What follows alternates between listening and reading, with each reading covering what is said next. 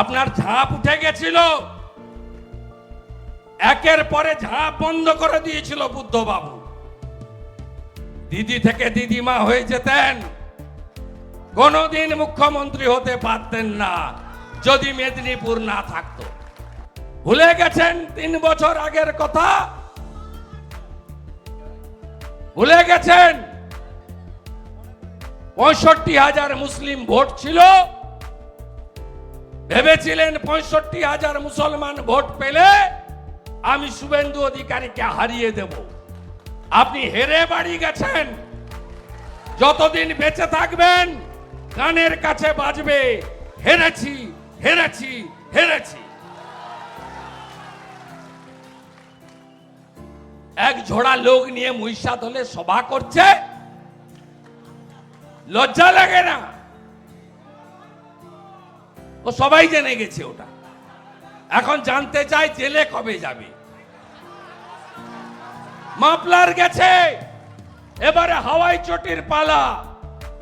হাইকোর্টের ডিভিশন বেঞ্চের রায়। এত জ্বালা কেন জানেন? হাইকোর্ট বলেছিল যোগ্য কারা অযোগ্য কারা তালিকা দাও। 5,400 অযোগ্য। এই 5,400কে বাঁচানোর জন্য টাকা তুলেছে 18-20 লাখ করে। এদের বাঁচানোর জন্য 20,000 যোগ্য লোককে বলি দিয়েছে।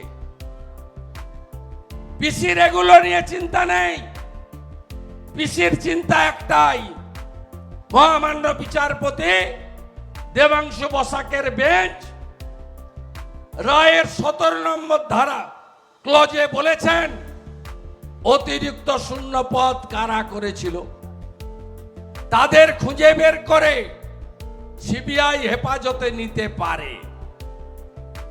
আপনারা শুনে রাখুন, এই 5,400কে রেগুলারাইজ করার জন্য 5ই মে 2022 ক্যাবিনেটে মিটিং হয়েছিল। তার সভা নেতৃত্ব করেছিলেন এই ঠগি পিসি। ঠগি পিসি বুঝেছেন যে এত আরামের জীবন যাপন, বাইরে 6টা টালি, পিছনে জোড়া জোড়া এসি, ভাইপোর এক্সকালেটর সিঁড়ি আর কোটি টাকার ঝাড়বাতি। আপনি চিকিৎসা পান না, আর ভাইপো আমেরিকায় যায় হপকনসে, যেখানে 1 কোটি টাকা জমা দিয়ে নাম এন্ট্রি করতে হয়। কোথায় ছিলেও ঠাঁট বাঁট 11-র আগে?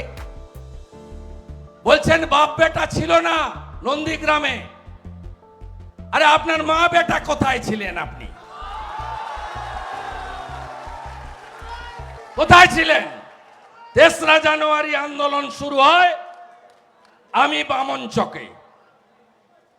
7ই জানুয়ারি সেলিমের দেহ ভাঙাবেড়া ব্রিজের নিচে আমি মোটর সাইকেল চালিয়ে আমি তুলেছি।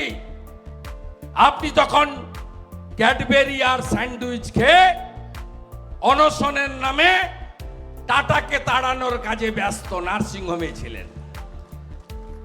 বড় বড় কথা। 2001-এ হয় এবার নয় নেভার। হেরে যাওয়ার পরে কলকাতায় কোথাও সরকার সভা করার জায়গা দিত না।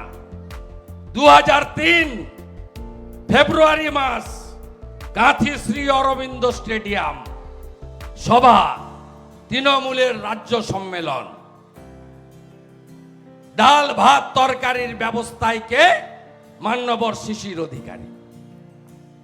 2003 থেকে লাস্ট 2010 13-14 ফেব্রুয়ারি তমলুক রাখাল মেমোরিয়াল স্টেডিয়াম যুব ছাত্র সম্মেলন তৃণমূলের। তার রান্নার দায়িত্বে, খাওয়ানোর দায়িত্বে, স্কুলগুলোতে রেখে দাঁতের মাজন থেকে সাবান পর্যন্ত দেওয়ার দায়িত্বে এই আপনাদের সেবক শুভেন্দু অধিকারী ছিল। আপনার ঝাঁপ উঠে গেছিল, একের পরে ঝাঁপ বন্ধ করে দিয়েছিল বুদ্ধবাবু। দিদি থেকে দিদিমা হয়ে যেতেন, কোনোদিন মুখ্যমন্ত্রী হতে পারতেন না যদি মেদিনীপুর না থাকতো।